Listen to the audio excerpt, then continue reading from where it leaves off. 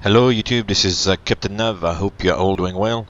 Today in this video we're gonna go back in time and fly the famous IGS approach runway 13 in Hong Kong Kai Tak Airport. Kai Tak Airport has now been closed for more than 15 years, and it's been replaced by Chep Lap Kok Airport, which is actually below the fly path for the IGS approach runway 13.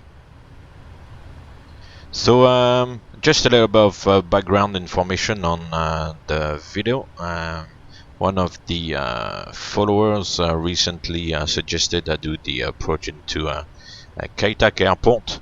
Obviously it's no longer in the FSX database, so you need to install scenery, and you also need to get somehow the Navigraph database to try to fly the approach.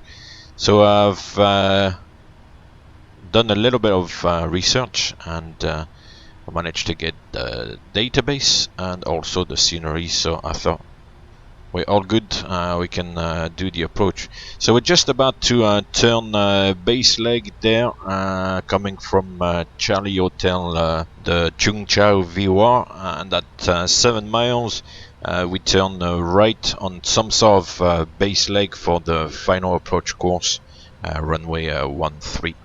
So we are maintaining 6,000 feet as per the procedure, 180 knots, maintaining flaps 15.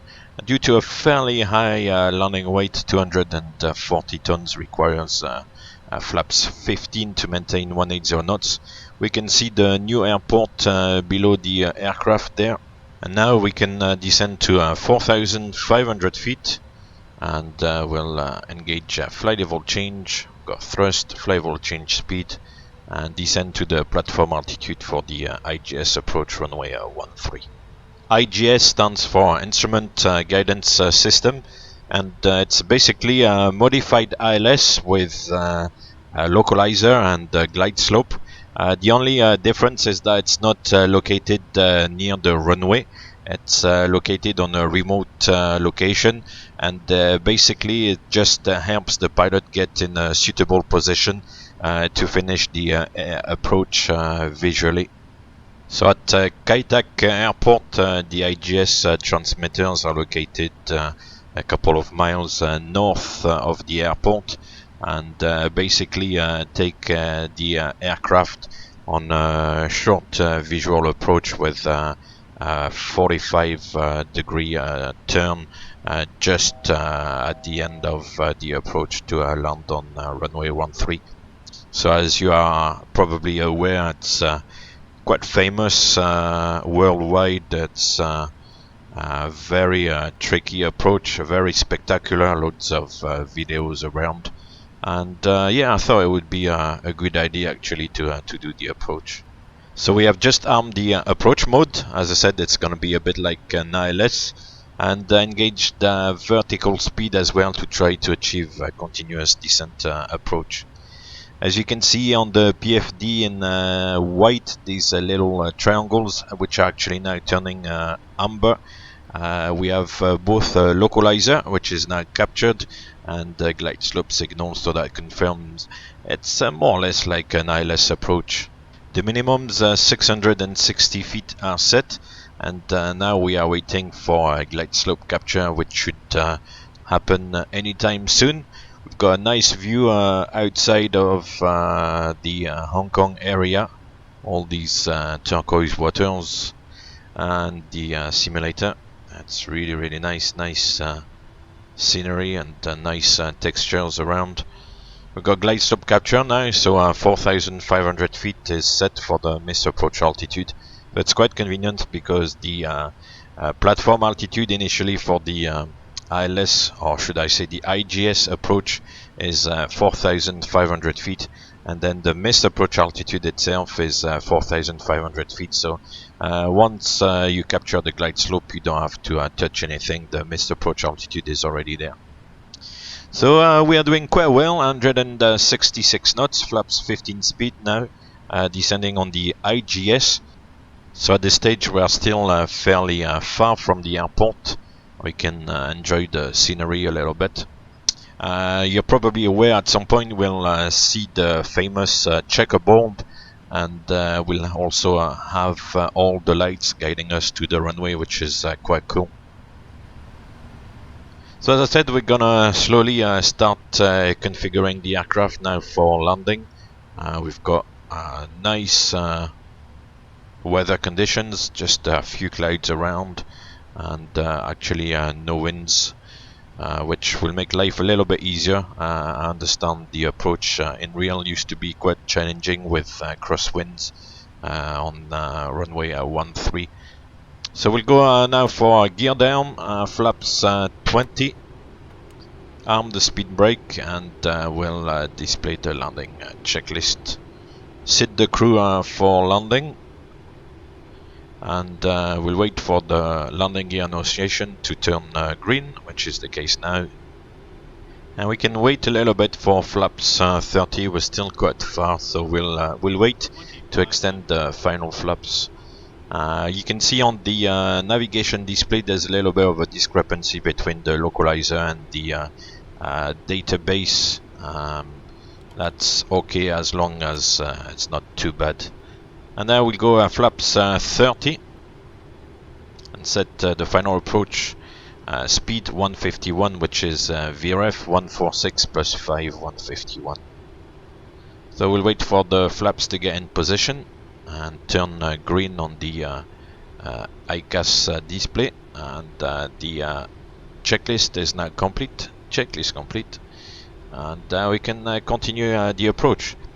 Looking ahead, we've got a nice view of Hong Kong now, and we can start seeing the lights guiding us to the runway. We can see the runway and the airport environment in the distance, and we can just about start making out as well the checkerboard. We'll have a better view of the checkerboard obviously as we get closer. So as I said, this is still an instrument approach. Obviously we are in visual conditions now, so it's not so critical, but if there was to be a low cloud base, we could continue theoretically all the way to 660 feet right over the city, and basically continue until we become visual, and just after that start the final turn towards runway 13. So in marginal weather conditions it will be very, very spectacular to go down all the way to 660 feet, and then turn just after that, turn on the final approach runway 13. So I've now disconnected the autopilot, flying with the flight director, still continuing to follow the guidance from the IGS.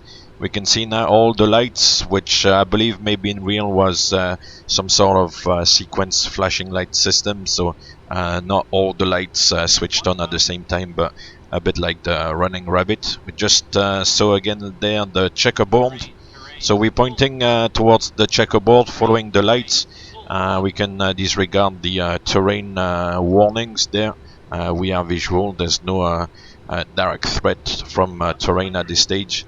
And yeah, basically following the lights and looking at the checkerboard as well. We are bang on the axis for that, so that's good. And now starting the turn, following the lights. We passed the minimums, so as I said, it's doesn't give you much time after the minimums to decide what to do. So continuing the turn, try to be careful not to have a sink rate during the turn.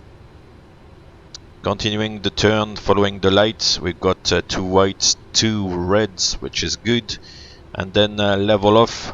For some reason here always kind of tends to try to balloon a little bit, so try to keep the rate of descent going, which is a little bit difficult, but it's not too bad.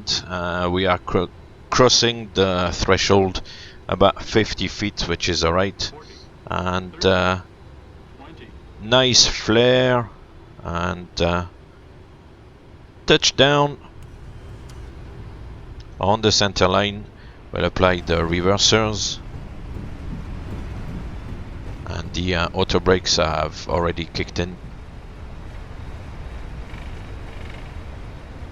and 60 knots. Stow the reversers, disarm the auto brake, and we can vacate at Alpha 10. Ladies and gentlemen, welcome to Kaitak Airport. So we're gonna vacate here to the left at Alpha 10, and then taxi all the way back to the terminal. So I hope you found the video insightful. I think it's quite a fun approach to fly. Initially you follow the IGS, and then pick up the lights and the checkerboard, and eventually manage the final 45-degree turn, following the lights all the way to the runway. Keeping the descent going, the aircraft tends to balloon a little bit, as I said, once you level the wings for some reason, so you need to get the descent going, and then obviously land on runway 13. So if you like the video, please give me a thumbs up. If you like the video and the channel, then and you want to see more similar content, I invite you to subscribe to the channel so that you'll get a notification every time there's a new video on the channel. In the meantime, I'll leave you with some bonus footage. Have a little look at various viewpoints of the approach. And until next time, take care, and I'll see you soon.